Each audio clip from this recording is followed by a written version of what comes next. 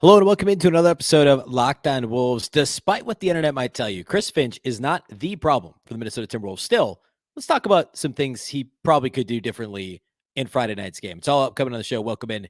You are Locked On Wolves. You are Locked On Timberwolves, your daily Minnesota Timberwolves podcast. Part of the Locked On Podcast Network. Your team every day.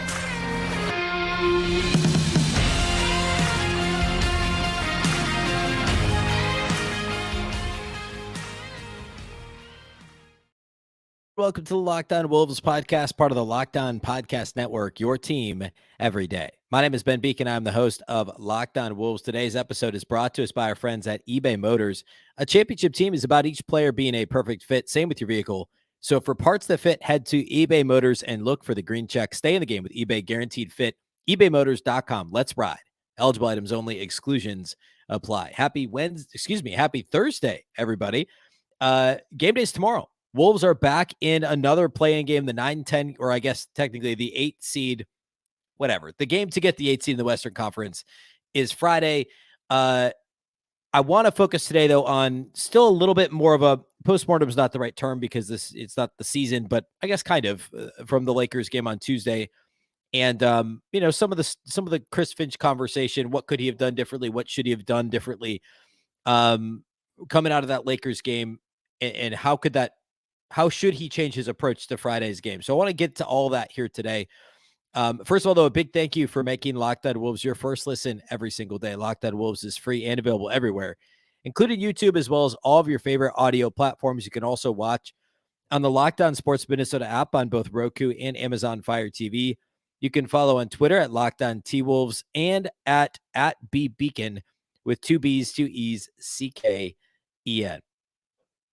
All right, so I'm recording this actually mid game between Pelicans and Thunder. I watched the first half of it, and at the moment it's a close game at halftime. It's been kind of back and forth. The Pelicans are up early. The Thunder went on a big run, and then kind of the reverse of that actually in the second quarter. The Pelicans up 6 at halftime. So it's likely the Pelicans win. I don't want to get too much into that because by the time you're listening to this, we know who the Wolves are playing. But I do want to touch on the differences in those matchups and why the Pelicans are such a bad matchup for Minnesota, even though the Wolves won 2 out of 3 against New Orleans this year. We'll do that at the end of the show today. I want to spend the first part of the show, the majority of the show today, talking Chris Finch and rotation adjustments, coaching adjustments, etc., coming out of the Lakers game on Tuesday. So a lot of chatter on Twitter, and this isn't like a complete straw man thing necessarily because there's a lot of people just kind of talking sideways about Chris Finch. I think there's a lot of folks who, I really respect as internet basketball minds who have said some stuff about Chris Finch not being a very good offensive coach. I tweeted something out similar or to the effect of what I'm about to say, kind of middle of the night, like well after the Wolves Clippers game. This would have been like 2 a.m. Wednesday morning. So I'll kind of paraphrase my tweet and expand a little bit upon it. My take on Chris Finch is still that he is a good offensive coach. I think that he, let's see, how do I want to say this? Well, here, let's do it this way. I'm going to pull up my actual tweet, and if I can get Twitter to work, I'm going to pull up my actual tweet and kind of expand on that. So what I said about Finch was he's improved. Well, I'll just read exactly what I said. I said, this is still my take on Finch. His ATOs, his after timeout play calls, are still generally really good. He's improved dramatically with rotations and timeout management. Remember the playoffs last year. But the late game issues, while player driven, still reflect a lack of organization within the offense. What I mean by that is the Timberwolves run some really creative stuff. They do. They've gone away from some of the stuff they did last year. Obviously, Rudy Gobert is a completely different wrinkle. They're doing a lot less of the, horn sets and some things that they did last season that I loved, and even a little bit earlier this year. And they just aren't doing as many. They aren't doing as much creatively as they have at times. Still, out of dead ball situations, Finch draws up some really creative plays, some unique ways to get Towns and Edwards the ball in positions on the floor where it's difficult to double team them, it's difficult to bring help, and it's advantageous for the Wolves' talented offensive players. The problem I have is that it's really only out of timeouts. And Finch has talked about, and I joked about this a little bit on Twitter, Finch has said multiple times that the idea of his offense is to basically kind of provide guardrails that the players play within. And in theory, the Wolves should be okay at that now because you've got Mike Conley to kind of be the floor general and lead the way. But it still ends up devolving into straight pickup basketball, which then if you don't get an advantage in transition, which is hard to do in a playoff game, often when you have, both teams are playing hard, both teams are locked in defensively, and you get less kind of, 3-on-1 fast break opportunities, broken floor situations, guys not running back like you get, every night in a regular season contest. It's harder to get those big advantages in transition. That means you have to score in the half court. And if you have to score in the half court, you got to run something. And the Wolves didn't really run much against the Lakers on Tuesday. And I don't think it's because Chris Finch is a bad offensive coach. I do think he needs to do more than provide guardrails for this team. And I know Mike Conley is the veteran leader.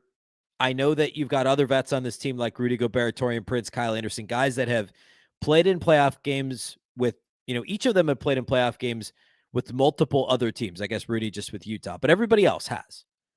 They all have playoff experience. They've all played various roles with other teams. But your best players are still relatively inexperienced in the playoffs. Anthony Edwards, not relatively, really inexperienced in the case of Anthony Edwards, and Cat's only played one more playoff series than Edwards has. They're your two best players, unequivocally. And then you want to lump in Jaden McDaniels, who obviously isn't playing now, but earlier this season, you would have said the most important players for the Wolves on the floor, even when D'Lo was on the team, you probably would have said Towns, Edwards, and McDaniels in some order. And those guys collectively, between the three of them, have played in 4 playoff series in their careers, collectively. So with the assumption and the knowledge that the game, quote unquote, slows down in the playoffs, there's less possessions to be used. There's less sloppy possessions generally, although the end of Lakers Wolves Tuesday would, or the last half of the fourth quarter would, I guess, beg to differ with that statement. But in general, you get less broken floor situations and everything I said a moment ago. So you have to be able to score in the half court. You have to develop something to be able to score in the half court. And this Wolves team has not done that. And yes, that is a big part of that is on Chris Finch. I don't think it's because he's a bad offensive coach. I think it's because he underestimated the amount of structure that was needed for a team led by inexperienced players, or at least inexperienced in big games. And I say that, like the Wolves as a team were 24th in offensive rating this season in the regular season, which doesn't reflect well on the coaching. Now, of course, the counterpoint here is you're relying on Karl-Anthony Towns. Like, you're expecting to have Karl-Anthony Towns. And when you just don't for 52 consecutive games, that certainly changes things. So I don't put the offensive finish in terms of the overall offensive efficiency squarely on Chris Finch. It's also because the personnel was limited this season, and it wasn't, I know a lot of teams had injuries, but the Wolves have some legitimate excuses given that they push all their chips in on this Gobert thing and then didn't get anywhere near the results they expected because in large part of due to injuries. So that doesn't reflect well on Finch, but it doesn't mean he's a bad offensive coach. Again, the creativity ATOs I think is significant. I also think he's improved in some pretty obvious areas too. And this was part of my tweet as well.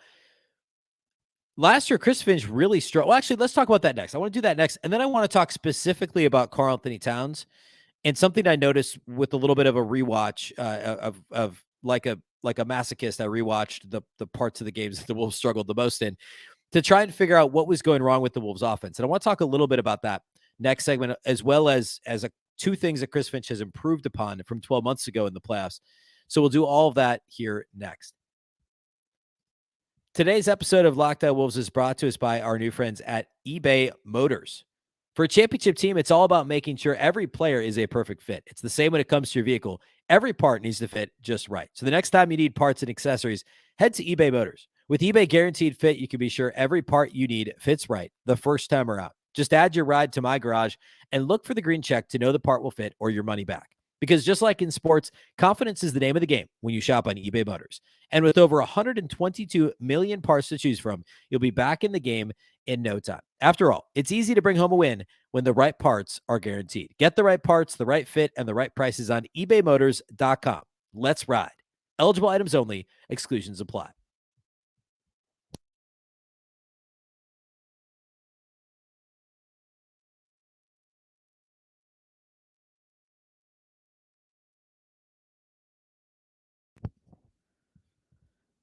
Okay, two things Chris Finch has improved on, I think, mightily since 12 months ago in that Memphis series, because there was a lot of, grumbling with how Finch handled chunks of that Memphis series. And it ultimately finished with him making the call to bench D'Angelo Russell. Remember that in game 6, and play Jordan McLaughlin, which was the right call. That was a gutsy call. It was the right call. However, timeout usage was brutal last season for Chris Finch. And even earlier this year, there were some issues. I think he's gotten much, much, much better. He obviously, one of the coaches that always uses the use it or lose it timeout in the fourth quarter. But I think his pulse on the game flow and calling timeouts to stop runs, I think some coaches are a little trigger happy in that regard. Finch was the opposite. He wanted his guys to play through it, which fits, right? That aligns with a coach who says, hey, I want to provide guardrails for a free flowing offense. Of course, like, he's going to be a little more hands off with timeouts, like let the guys feel it out. He's figured out that depends on, well, first of all, who's on the team. Second of all, who's on the floor. And with this particular team, just use your timeouts. Like let's close those guardrails in a little bit more when an opposing team goes on a run, especially in a big game. And he's much better with timeout management now than he was last season in his first full year as the Wolves head coach. The other thing I think he's improved on is rotation, and making choices in terms of substitutions. And obviously there's a whole, the entire coaching staff is behind all of this, right? Like, there's guys, assistant coaches that are contributing in both these areas, but ultimately it's Chris Finch's call. And I think the rotations were much better this year in general. I think some of the offense defense substitutions at the end of quarters and end of games was good for Finch this year. I think the way he handled foul trouble for players was generally really good. Again, this is a complete generalization based on an entire season, but those are examples of things that, like, what more do you want a head coach to do? This is year 2 of him being a head coach. And he's made the play-in both seasons. And no, they have not lived up to expectations this year. There's no question about that. But we can go back and talk about the number of games Rudy Gobert missed and how they remade the team to accommodate him. Karl-Anthony Towns missed. They remade the team to accommodate 2 bigs, and then ended up with the one that isn't, an all-NBA offensive type big. So that's why the offense suffered. So you want your coaches to improve year over year. Chris Finch unequivocally improved in terms of timeout management, rotation decisions, substitution patterns, etc. He's much better in both those areas now. Now, specific to Tuesday's game against the Lakers, a couple of things. One, I'll nitpick the rotation a little. I think Jordan McLaughlin, I gave him a very clear dud in his 10 minutes. He was 0 of 5 shooting and I think 2 turnovers, no assists. McLaughlin, he left him out there a little too much in the second half. Finch did the right thing by not putting Nate Knight back out there after a bad 2 minutes in the first quarter. Knight didn't play the rest of the game. The Wolves played Kyle Anderson as the backup 5, which I predicted on Tuesday that they would do. I thought Slow-Mo would be the backup 5. Finch should have made the same decision with McLaughlin, and I get it. McLaughlin has earned a little bit of a longer leash because he's generally last year he was he was an assist to turnover king, almost Tyus Jones-esque last season, and also the way he played in the playoffs against Memphis.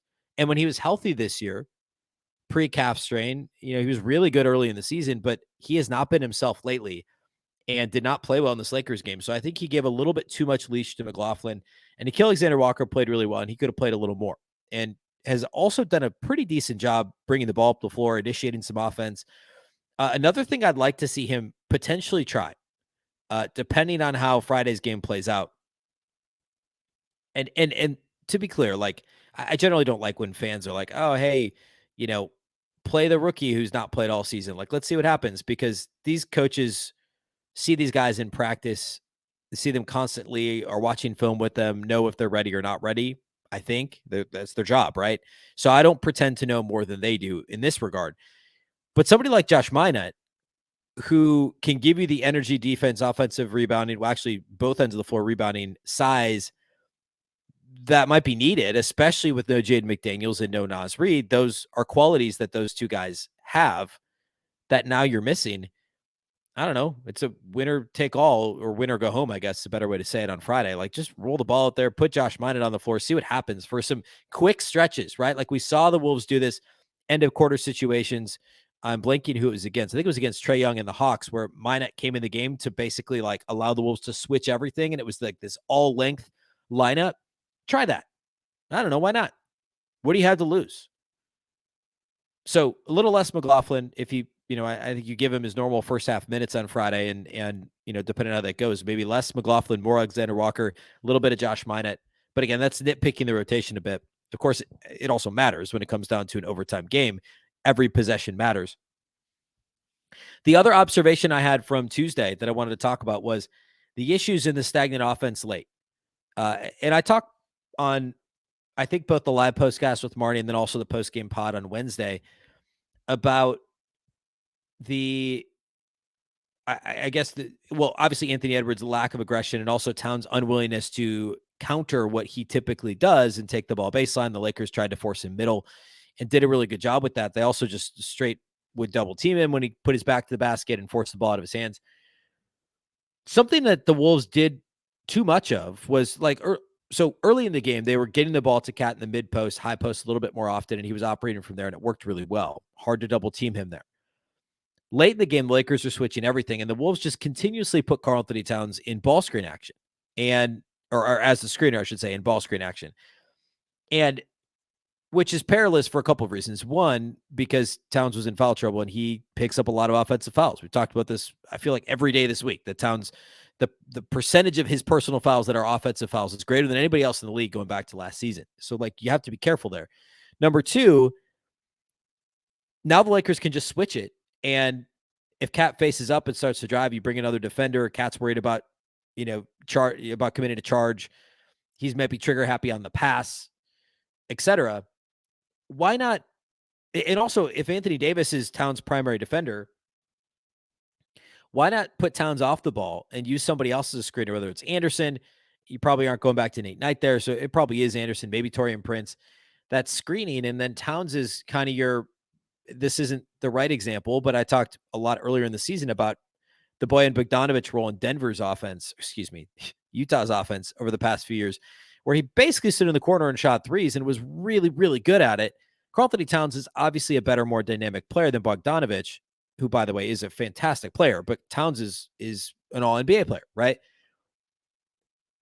I think you just need to create more catch and shoot opportunities for Towns, and I know that he's more than that, but you can play off the catch, right? Like, you can catch and shoot, hit a couple of threes, and then you play off of that with the pump fake and drive. And I get it. Towns was in foul trouble, but putting him in ball screen action every time as the screener is inviting those same sorts of interactions and concerns that he's going to foul out of the game. So I think you just have to try something a little different.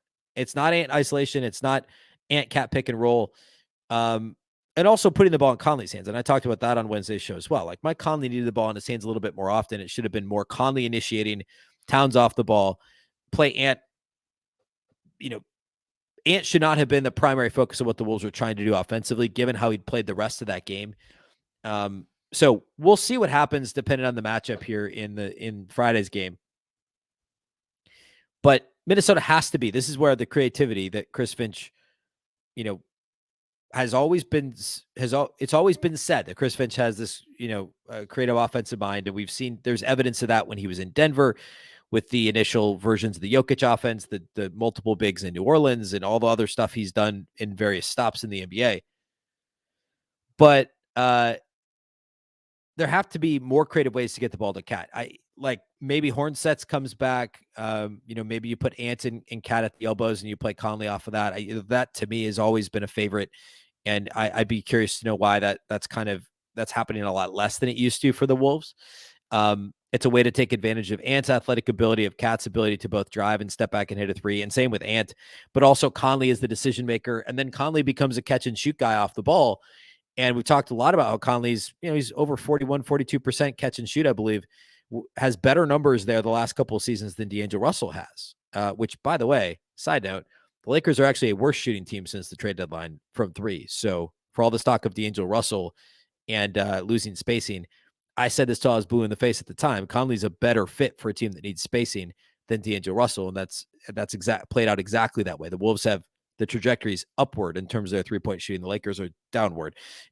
Anyway, I digress. Let's go ahead and shift gears a little bit. I want to quickly talk about why I like the Thunder matchup better than the Pelicans, and this is still relevant, even though that while you're listening to this, you know who the Wolves are playing on Friday, and I don't. But I want to talk a little bit about I had to record this episode before the end of that game. I think it's pretty likely the Pelicans win. I mean, checking in on this, I guess it's still a 3-possession game in the third quarter. Pelicans up. But I'll explain why I hate the Pelicans matchup for the Wolves. And like, this is all fresh after the Wolves just played New Orleans on Sunday. So we'll get into all that here in just a moment. Today's episode of Locked On Wolves is brought to us by our friends at FanDuel.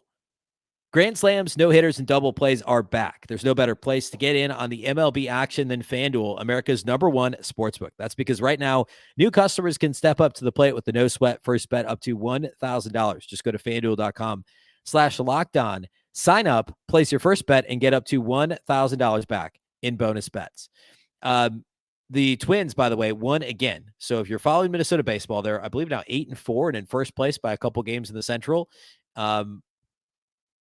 It's painfully early, but still, it's a great start for the Twins. Don't miss your chance to get a no-sweat first bet up to $1,000 when you join FanDuel today. Just go to FanDuel.com/lockedon to sign up. FanDuel, an official partner of Major League Baseball.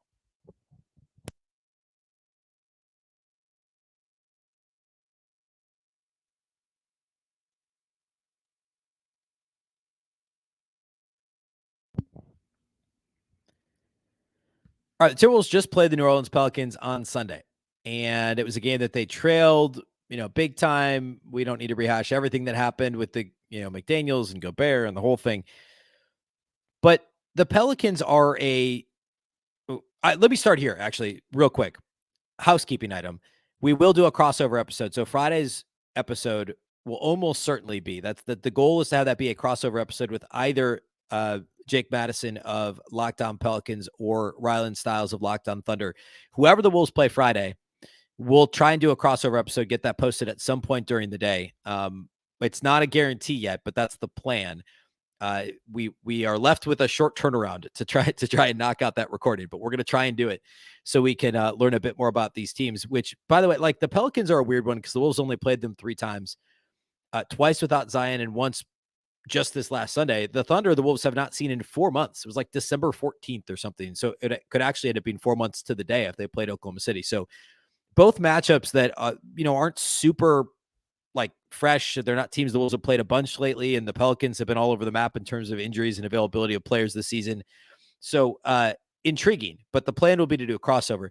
Related to the Pelicans, the Wolves really struggle with defending New Orleans because New Orleans is so comfortable shooting mid-range jumpers and playing downhill from there. And the Timberwolves struggle to guard in the mid-range, primarily because they play a lot of drop coverage and Rudy Gobert is on the floor. And while Gobert is a really good drop coverage big, he like, you're still playing the way you beat drop coverage is by being a really good mid-range shooter and smart decision makers. And for the most part, Brandon Ingram and CJ McCollum are that. The Pelicans are 28th in 3-point rate. They're not going to kill you from outside the arc. They were like 3 of 14 from deep against the Wolves on Sunday, but they just, they mid-range you to death, and then they play off of that, get into the paint, and they are 10th in free throw rate this season as well. I mean, Brandon Ingram shoots 6 free throws a game.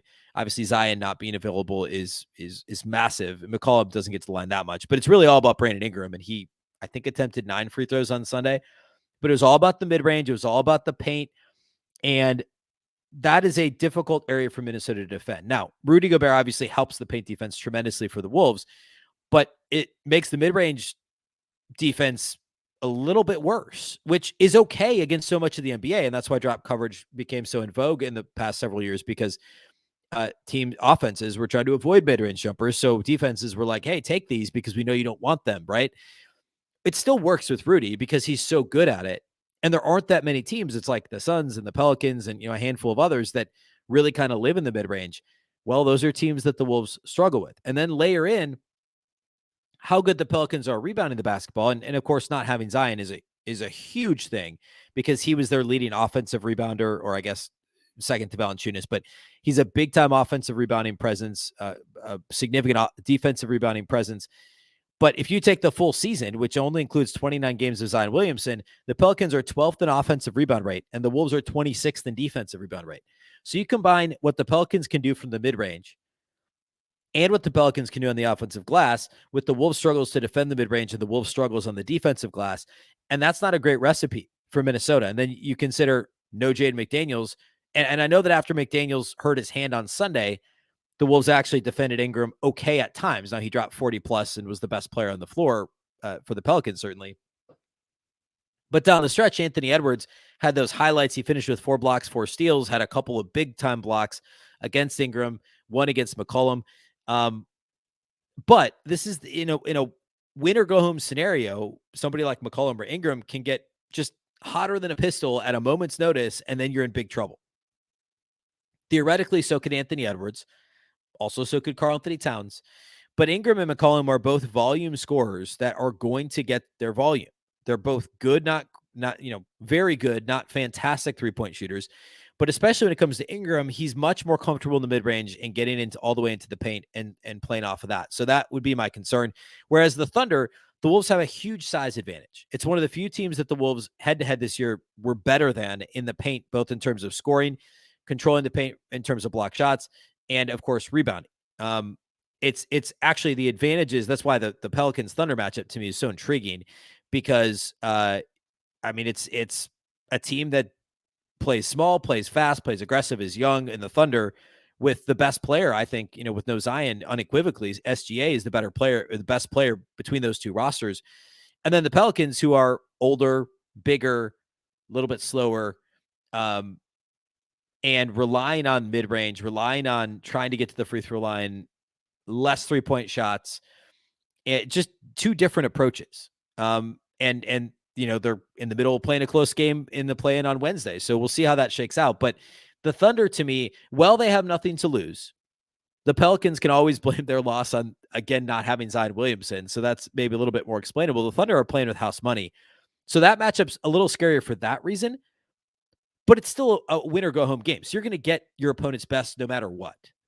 And I prefer the Thunder matchup to the Pelicans matchup. I'd rather deal with SGA, and I'd feel more confident that nobody else steps up in a big way on that roster than have to deal with Ingram, McCollum, and Jonas Valanciunas, who always gives the Wolves trouble, no matter how big the Wolves are. Valanciunas, he had 18 rebounds, like 22 minutes against the Wolves on Sunday. The Pelicans matchup scares me. The Thunder matchup is a lot more palatable, and the Wolves with Gobert, with Towns, they can compete, not just compete, they can dominate the paint against what the Thunder's lack of size, which is why that matchup is so much more attractive. All right, so again, the plan will be to try and do a crossover episode on Friday. If not, I will do a full preview of the game myself. And then if the Wolves win, we will, of course, do a big crossover, perhaps even more than one episode, with our friends at Locked On. I guess it would be Locked On Nuggets now. I had in my head Grizzlies still, but it'd be Nuggets if the Wolves win Friday. So we'll do that next week, if that's how this all shakes out. Otherwise, either way, win or lose, even if it's the last game of the season, we're going to do the live postcast on Friday. TBD on whether or not it will be myself and Marnie or just myself, but there will be a live show Friday night. It's an 8:30 p.m. tip on ESPN locally in, 8:30 p.m. local time in Minnesota, in Minneapolis, airing on ESPN. So the postcast will probably be in the 11:30-ish range, 11:30, 11:45 p.m. Friday night. And by the way, if the Wolves do win, game 1 against the Nuggets is Sunday night. So mark your calendars for that in case the Wolves do win Friday. So that's all we got for you today. Check back on Friday for the preview of Wolves, the full preview of the Wolves game on Friday, and hopefully a crossover episode. A big thank you to those of you that do make Locked On Wolves your first listen every day. A reminder that you can watch the show on YouTube. You can listen wherever you listen to podcasts. You can also watch on the Locked On Sports Minnesota app on both Roku and Amazon Fire TV. You can follow on Twitter at Locked On T-Wolves and also at Beecken with 2 B's, 2 E's, CK. Of course, the Locked On Wolves podcast is part of the Locked On Podcast Network. Remember, the Locked On Network is your local experts on all the biggest stories. Now make your second listen the Game to Game NBA podcast every moment, every top performance, and every result. Locked On Game to Game covers every game from across the NBA with local analysis that only Locked On can deliver. Follow Game to Game on Locked On NBA, available on the Odyssey app, YouTube, and wherever you get your podcasts. Once again, I'm Ben Beecken. This is the Locked On Wolves podcast, and we'll catch you next time.